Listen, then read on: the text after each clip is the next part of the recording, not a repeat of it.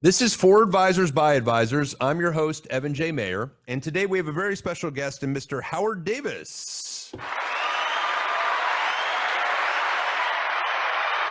you doing, Howard? Doing great. How are you, Evan? I'm doing excellent. Howard is the National Sales Director of Edison Risk.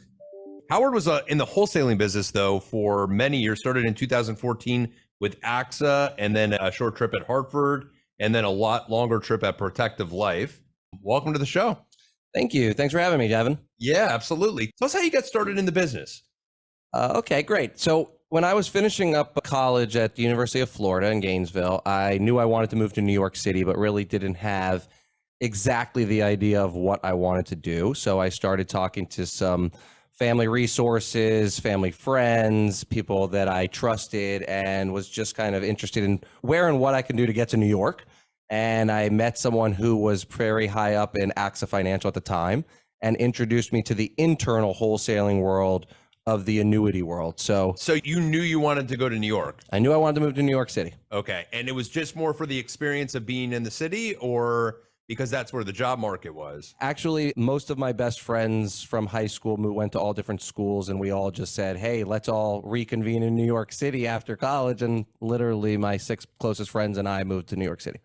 Now, when you took the role as an internal with AXA, was the thought like, I'm going to be an internal for a year, 2 or 3, and then move to the external route? Or like, was it just, hey, I just wanted to find any job to get me to New York City? It's actually a good question. So I got on the desk and I didn't know what the desk was. I didn't even know what an internal wholesaler was until training. But once you get on the desk, they show you the role. You're an internal wholesaler that works for an external wholesaler. And once you're good enough as an internal, you then want to become external because that's the more lucrative role and your more final role towards retirement. Got it. And so you were there for a few years. You left, you went to Hartford for a short trip, and then Protective. I was at the AXA sales desk in New York City from 04 to 06 and a half. All internal? June. All internal. They offered me a few unique territories in the north parts of the country and I really just wanted to come down to Florida, and had an opportunity to move down to South Florida with Hartford. So I jumped on that in 2008. You were done with New York? Done with New York, 2.5 years. I was done with New York, found the woman who I actually ended up marrying, moved down here back to Florida in the end of 2006 to start with Hartford.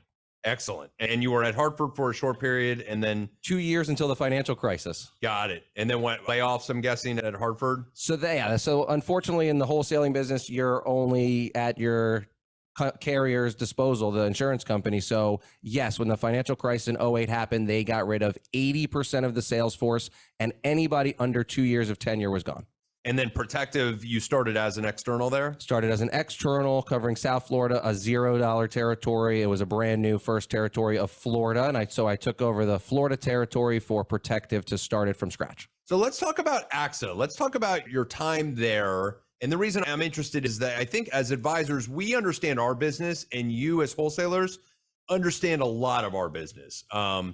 What we don't understand per se is what you guys are doing as far as behind the scenes, what your goals are. What are some of the things that financial advisors would be interested to know about the wholesaling world? So tell us a little bit about being on the internal desk. Okay, so as an internal, it's a little bit different. In New York City, I mean, this was the best job I've ever had. Still to this day, right? I had no stress. I got there at 9. I left at 5. I made $85,000 in 2004, coming right out of college.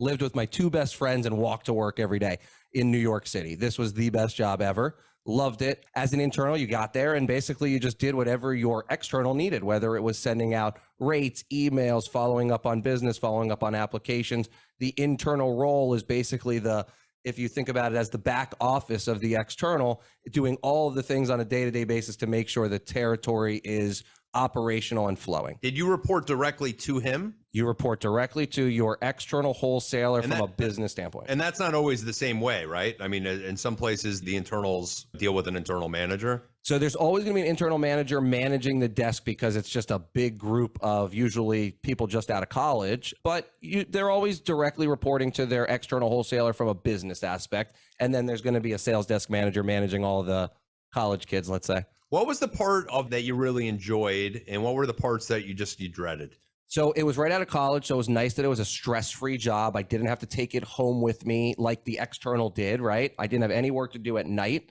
It was New York City in a really hot time, and it was fun and fast. And I really, really enjoyed that life before I became an external. And then what parts were dreadful? Dreadful was if I was in control of a certain piece of business, financial advisor or team, and then somehow we lost that team or lost a huge piece of business, and I had to explain that to the external who was counting on it. That was probably the most dreadful part of an internal. But like I said, it's a pretty stress-free job. So it was, you come and do. So there was no sales quotas or anything that you had to experience that, like how many calls you had to make per day, things along those lines. You had to hit a number of daily calls and time spent on the phone, especially at AXA. I do not think every organization is the same, but AXA has got to be the most professional organization I've ever worked at in the annuity space. And yes, everybody had time, number of calls, number of time on the phone, and then you were paid a very, very, very small commission on the territory's production. Got it. And were you with the same external the whole time? I was, and I was fortunate enough to have a guy that was an old school wholesaler that put into his contract only one internal, where most internals had two externals. Got it. So you just worked with him the whole time. Yep. And obviously you left for the opportunity for an external. Was there a situation at AXA where you were like, hey, I've been on the desk now 3 or 4 years. I want this external route. And you were like, hey, but Florida's just not available. What was that thought? Yes, unfortunately, that is what happens. Is you're on the desk, you're at the mercy of the company to hand you any territory that comes available, and you're expected to take it. You're expected to say, thank you so much. Yes, I'm on the next flight there. And you know what? My 2 territories offered from AXA were just not my cup of tea at the time. I love Where would you have gone? I love those places now, but at the time they offered me West Virginia, and then they offered me a Kentucky territory as well. So just not right for me at the time to leave New York City. But now looking back, honestly, I probably professionally should have taken one of those. Yeah. I mean, well, just because they don't come up that easily. So, and then Hartford, you end up getting Florida. You interview and you get Florida. Now that's shocking to me because from what I've heard, like Florida is always the preferred destination. And like normally, whatever firm you're at, if you were there and you were a top producer, maybe you get the opportunity for Florida. How did that kind of fall into place? Florida was lucky. I have to say it happened. The territory opened. I knew a contact of the manager that was interviewing. And I just said, look, I may not be ready or I may not deserve this, but let me interview for it. So I flew down, interviewed it for the next day in South Florida with the managing partner. And it was a great interview and he loved me and called me the next day and said, I'm definitely leaning towards you. And I said, what do you need me to do? And he asked me for a couple things. I did it within 5 minutes and that was it. And I started that job. So tell us about that. So that's your first time as an external. You're no longer sitting on the desk. Now you got to travel. Now you got to go out and do the appointments that your internal's booking for you, which is primarily in the business too. The internal's the one booking the appointments for the external. Is that fair? Yes. And for the most part, the internal is going to book appointments. The external is going to book some appointments just randomly throughout the day. And then a lot of external wholesalers hire a scheduler. A scheduler is basically given lists by the external to call and schedule the appointments and keep a packed calendar. And that's what happened at Hartford for you? That was what happened at Hartford back in the traditional wholesaling days, pre-pandemic, when the wholesalers were out all day. It was literally a 9 o'clock meeting, a 10:30 meeting, a lunch meeting, a 1:30 meeting, a 3:30 meeting, a happy hour at 5, and then maybe a dinner. And that was a traditional wholesaling life. It was a grind. And you were how old when you got that job? So that was, Hartford was in 2006. So I was 25. Wow. So you were young too for an external. I was a young external wholesaler, a lot of energy. So I think young externals do very well put in the right environment. And I had AXA's experience from training. So I had AXA's experience from training, which I would say is the best training out there. And then a company in Hartford that believed in young, energetic wholesalers behind me. So I was off running. And you were doing annuities then and annuities at AXA? Variable annuities the whole way. Really, the index world hadn't taken off yet or even started, and fixed annuities were very low rates. So it was all variable, all day, all the time. And then you left and you get an opportunity at Protective. Yes. So I left Hartford because of the financial crisis. Everybody was out. I applied to 3 different jobs. I actually landed all 3. all wholesaling jobs, and I ended up taking Protective because it was a start fresh territory, and that's what I wanted. I wanted to build something from scratch. All in South Florida? I actually started with the whole state of Florida, and within 1 month, I convinced Protective to hire a wholesaler for the north part of the state because it's really an unmanageable territory all in all. Yeah, I mean, in South Florida, it's kind of a unique beast on its own. Yes, it is. Yeah. So I had met you when you were a wholesaler for Protective, and funny enough, we mentioned Joe Lucchini. Joe Lucchini said, hey, there's a twin out there. He's working in the wholesaler world. I'm like, he better be a good-looking guy. So I ended up meeting with you and getting to know you then. Tell us about that, bringing Protective from zero to wherever it got to. What was that experience like? So Protective was fantastic. A great working environment, great culture, very Southern, very hospitality, nice, happy, friendly place. And they were very open, saying, hey, we know that you're starting this, go out and do it, and we're going to be with you. So what happens in the wholesaling world is they give you a guarantee. They say, hey, we'll give you this amount of money every month, no matter what. Doesn't matter what business comes in, and you have this amount of time to go build it and get your business up. So it really doesn't matter what kind of business you're doing in the meantime because you're not earning off of that. You're just getting a guaranteed stipend, which happens quite a bit, especially when wholesalers leave insurance companies and go to another insurance company. They usually make them some sort of guarantee to move them over. So it was very much like that. So I had a roughly an 18-month to 2-year window to go build enough reps doing business, and then I would be 100% commission as a traditional wholesaler. Did the advisors down here, did they know about Protective? Did they know about the product line? Or did most people you call upon, was it new to them? Protective had a good rep in the life insurance world, especially the term life insurance world, and they've been around since the early 1900s. So a lot of advisors had heard of them. No clients had heard of them, but most advisors had at least heard of them and were open to the conversation. And what were some of the things you hated about being a wholesaler on the external side? My guess is that there would be points in time where, you know, enough dinners and enough sitting down with reps and enough like steakhouses, you were like kind of probably staked out at one point. As crazy as that, as a horrible of a situation as that is, like I would guess you get to those levels. Would you agree? I agree. So you're wholesaling for a long time, and obviously pre-pandemic, it was different. It was set schedules all day long. You know what? The company wanted to see the schedule, wanted to see your activity, wanted you to report everything, document everything. So honestly, that was probably my least favorite part is like, I had them watching over every single thing I was doing. And that's not what a sales guy needs. A sales guy really needs to just be open, do his thing, see his vision and go do what he wants to do to build it or what she wants to do to build it. And I just wasn't, that's not the typical structure of the annuity wholesaler for a carrier. Meaning that most of the wholesalers on the internal side for annuities or for any companies, there's not normally a big micromanagement, and Protective was. No, I would say there's a very big micromanagement across the board. I think every wholesaler that you know that works for an insurance company has to log every single bit of activity, put in a detailed report of what the meeting was about and whatnot, and are tracked every way. Maybe even have a tracker in their car now for mileage. Really? Tracker for mileage of what? I believe that. Wow. And you did that for how many years were you at Protective? So I was an internal on the Access Sales Desk for 2.5 years. I was with Hartford for 2 years and then Protective for 6.5. 6.5.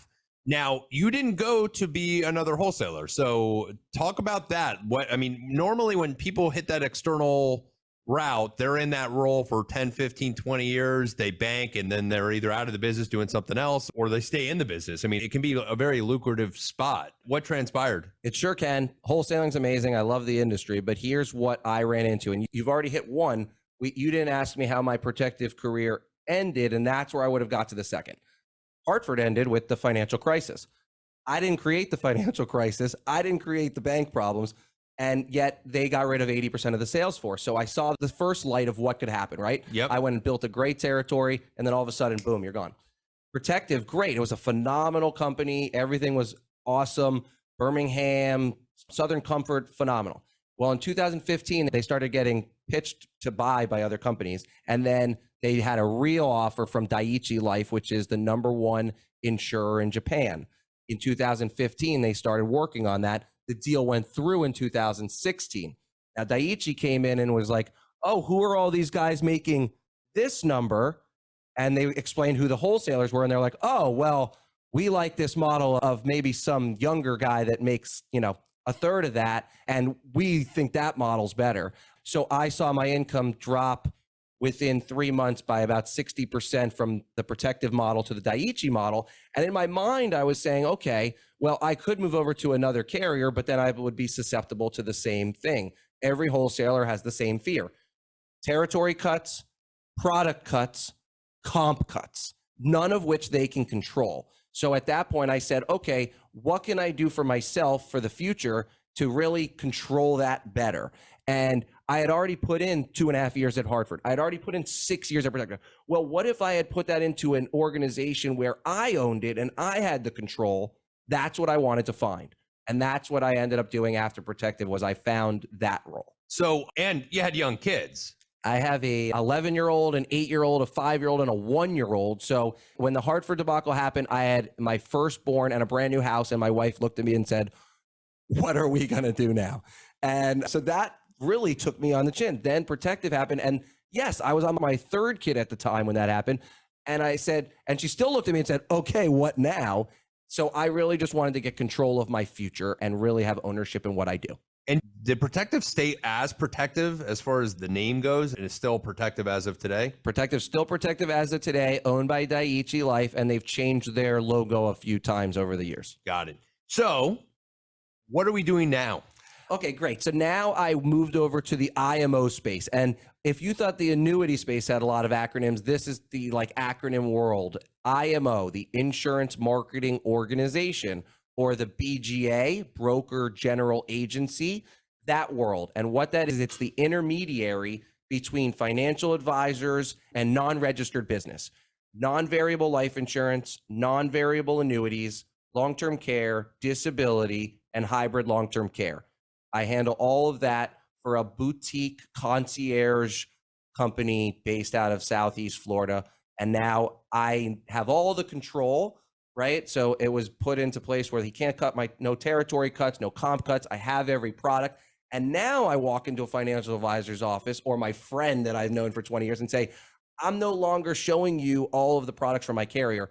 I'm showing you all of the products from every carrier. And that's where I can be totally product agnostic. Yeah. And for the advisors that are listening to this podcast that are not on the independent chassis, they normally have to run a lot of their stuff through their broker dealer that normally has contracts with general agencies like yourself. On the independent side, you can have an OBA if your firm allows you to, Sure. And you can run that insurance directly through the general agencies such as yourself, and in turn work for any of the different carriers that are out there. That's right. Now, your role as national sales director, again, we all have roles. We were joking that, Annie, her role in a different firm I saw is they have chief of staff. So every time I see her, I go, good morning, chief of staff. The role names can always change or be used in different ways. What do you actually do?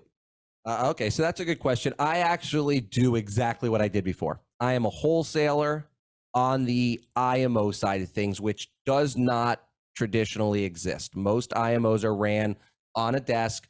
There are people sending out quotes, sending out rates, answering the phones, processing business. I took the wholesaling approach to this side because I felt that it would have a lot of merit with a lot of my producers. So on a day-to-day basis, that's what I'm doing. Wholesaling, I am reaching out to my financial advisors, sending them updated rates, making sure I'm updating products, staying very competitive, because I take the approach now for my financial advisors and say, why do you need to know all 60 annuities? Let me look at all 60 annuities, show you what the top products are, show you what the best income products are, and always be looking at all the changes, because now we're seeing changes on a daily basis. What percentage of your business is annuities? What percentage of your business is life insurance? Good question. I would say my business is made up 70% of annuities, 30% of life insurance, fixed indexed annuities making up the majority of my annuity business. But per the organization, there may be restrictions on what type of annuities can be done.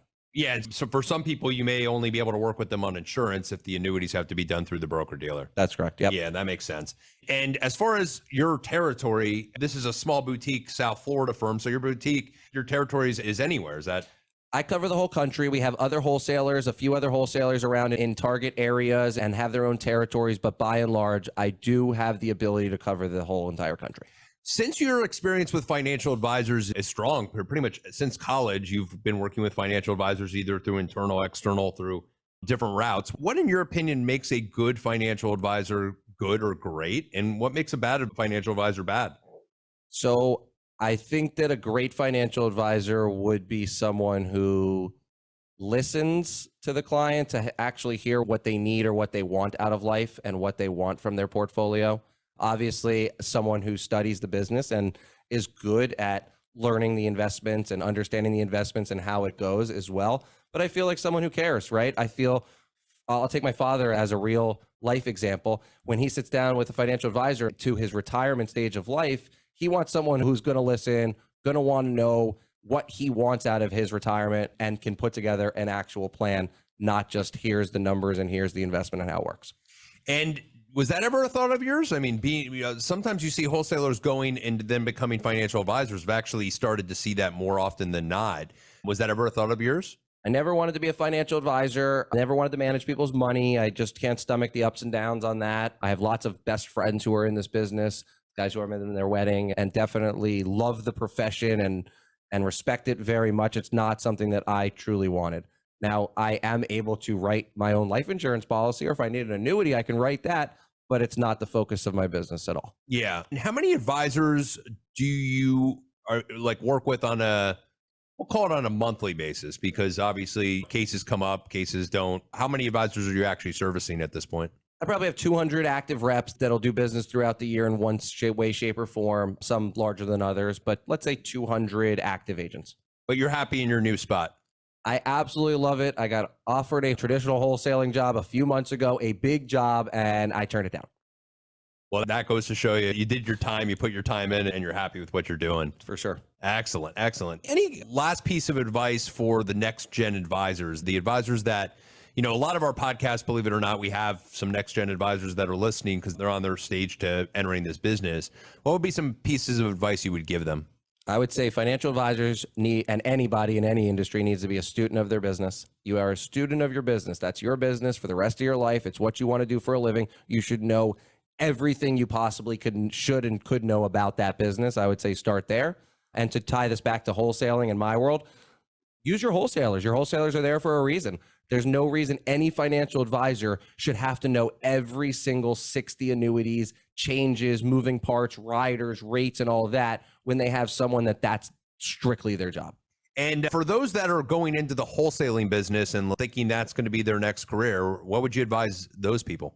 Rock and roll. Keep going. That is the business. That's a business I love. It leads to all kinds of other possibilities. It's lucrative, as Evan mentioned, and who knows what the future is. You're going to meet a lot of people in that small world, and I absolutely love wholesaling, and I'm 100% behind wholesaling. Excellent. If anybody does want to get a hold of you, either for the new opportunity or for those maybe advisors out there that are thinking about the wholesaling world, might have a question or two, how can somebody get a hold of you? So my cell phone number, I'm happy to give it out here. Would you like me to? Yeah, if you'd like to. Okay, so 954, still a Broward number, 954-263-7625 is my cell phone.